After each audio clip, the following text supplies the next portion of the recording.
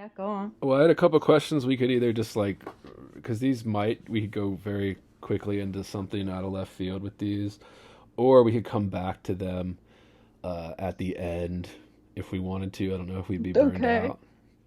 First one I Tell me have. what they are. First one is poetry dead?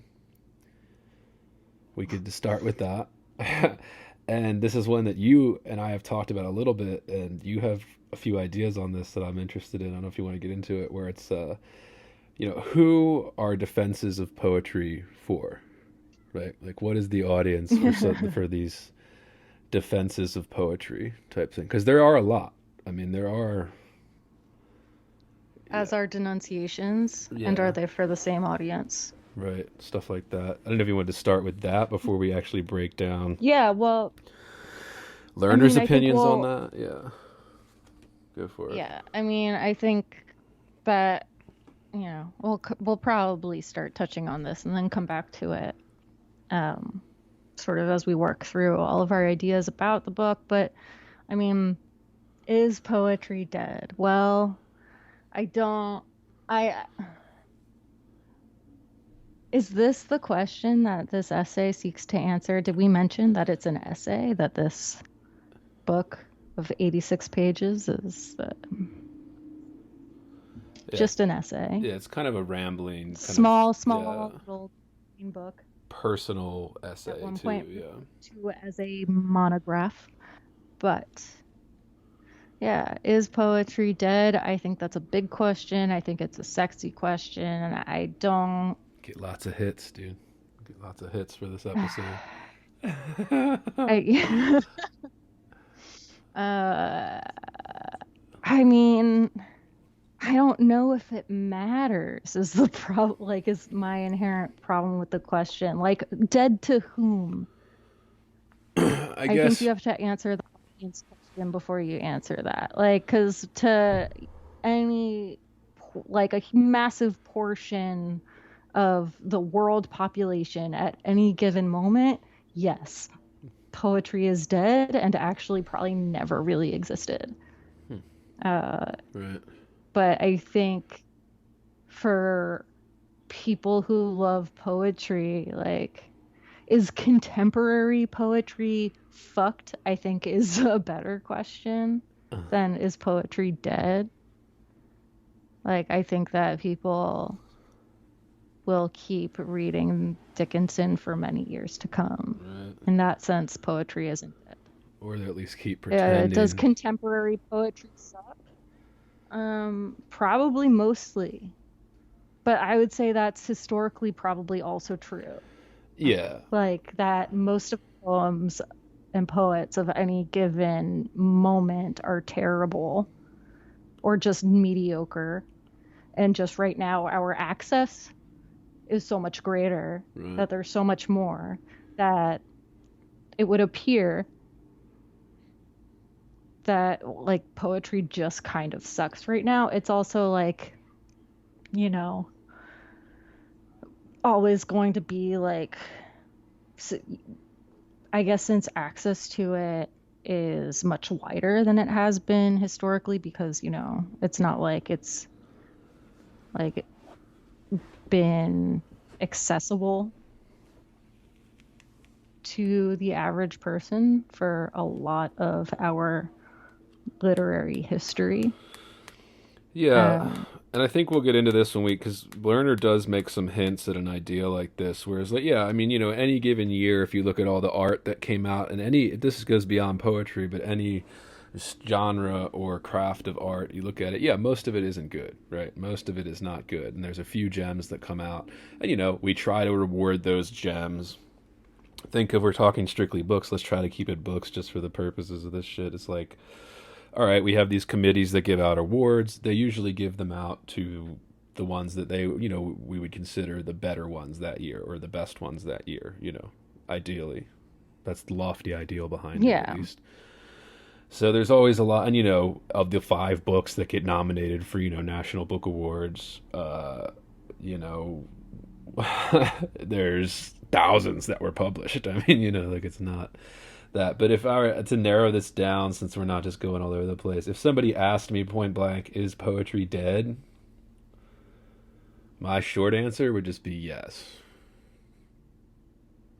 Yeah, I know it would. It's over. It's done. It's been over.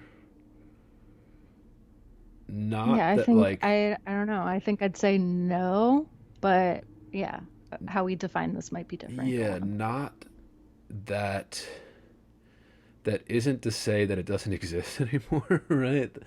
But I guess and Lerner kind of hints at this when he quotes Grossman, but like when Grossman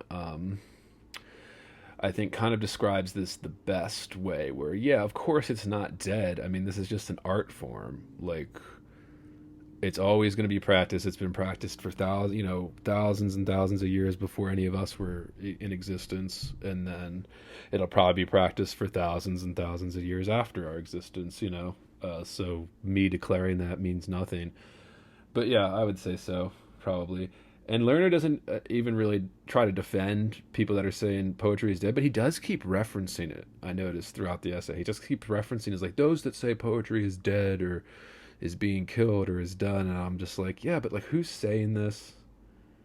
And like, is it just random Yeah, so I people think that in like the comments on his social media pages? Like, is it just well, random folks, or is it somebody like right. Grossman who Well, makes a and I think coherent? that's Yeah, yeah, and I think that's part of the problem with this overall essay, and we can get into that, is that, there is relatively little cited. Some yeah. critics are cited as having declared at some point poetry dead, and he does make reference to those moments, and he does make reference to various historical and recent defenses of poetry. Although I don't know that he makes many references to many recent so-called defenses, though we see them often. And I think that sort of the trying to figure out why we come back to these two places over and over again, why periodically we see either these like denunciations of poetry or this, poetry is dead kind of statement. So, someone will put out an essay somewhere about that, and then we'll get something that says,